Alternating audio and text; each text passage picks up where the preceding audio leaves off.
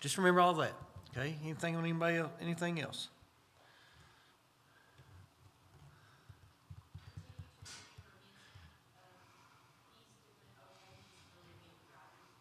Okay. So remember Henson. Yeah.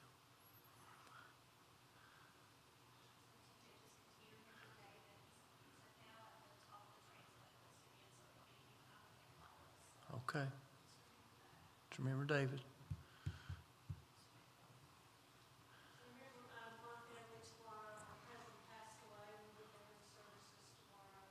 Okay. I didn't know that. Remember Diana's family. And I also had a cousin pass away, and we had his service on Saturday, so remember I will be possible.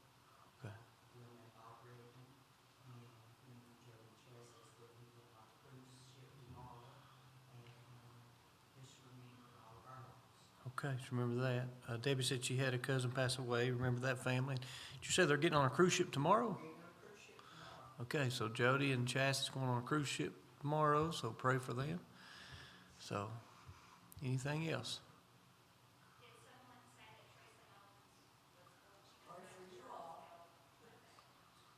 Huh? Okay. Okay. Teresa is going to Charlottesville on Monday for some tests to try to figure out some things that's going on or that's involved. And McAmis said, remember you all, and which, yeah. Yeah. Anybody else? Remember Louise is lost.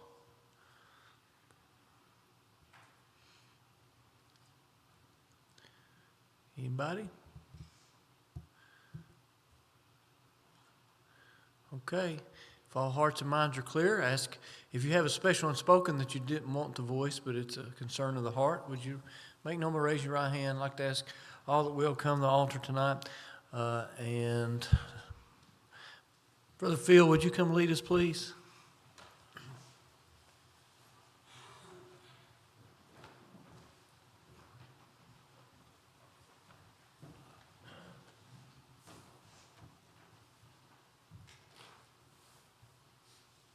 Most kind and gracious Almighty God, Father, we just thank you, Lord, for another privilege, God, that we have to be in your house tonight, Father. God, we just thank you, Lord, that you put us and surrounded us around people, God, that can give us gain strength, Lord, and for our studies, Father, that might be to us for you. Father, we ask, God, that you would remember each unspoken request, God, that's been mentioned here tonight, Father. God, you know the hearts of all of us, Lord. You know, God, what we desire.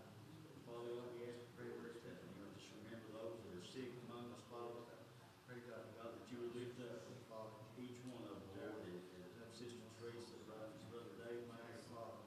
God, all these that have lost in their families, Father, we ask, God, that you would just see to those things, Father, that you would just supply, God, need in our life, Father, that someone will be supplied to lead them to Christ, Father. And God, those that have lost loved ones, Father, we ask, God, that you would redeem, Lord.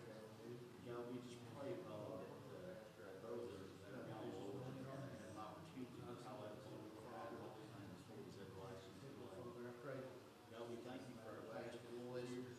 God, that you would just bless him, Lord, and lead him, Lord. God, it's with this mission team, Father, that you would just, God, that you would just be with him, Lord, that you would walk each step of the way, God, with him. Look at this psalm. And this is a psalm of David, and you know the psalms are songs, right? They're songs that can be sung.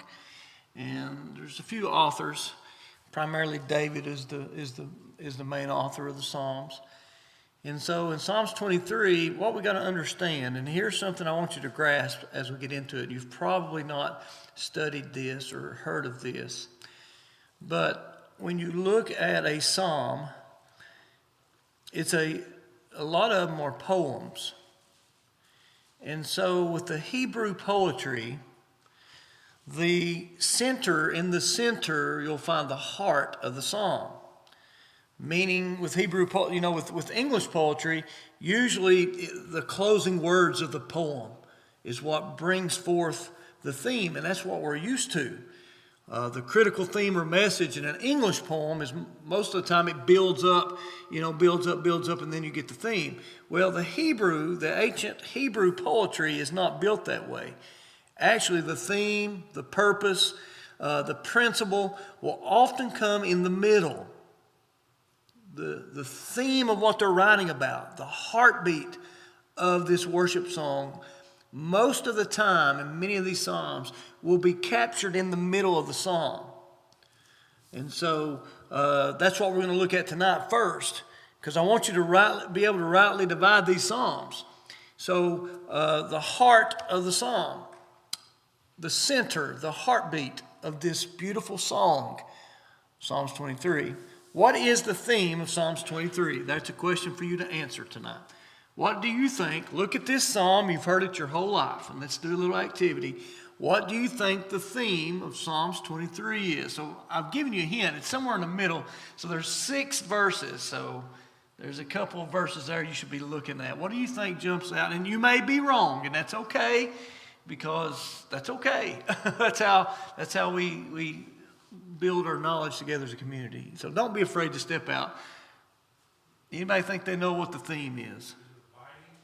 Abiding? That's a part of it. Yes, that's it. That's it. How does it say it in the psalm? That's exactly how does it say it in the psalm?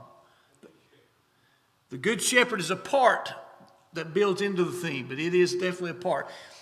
The abiding is the concept, but how does it state that in the psalm?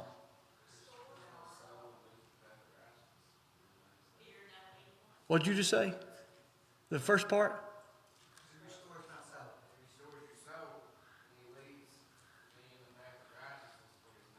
Keep going. That's it. That's it. Everybody give Stephanie a hand. All right.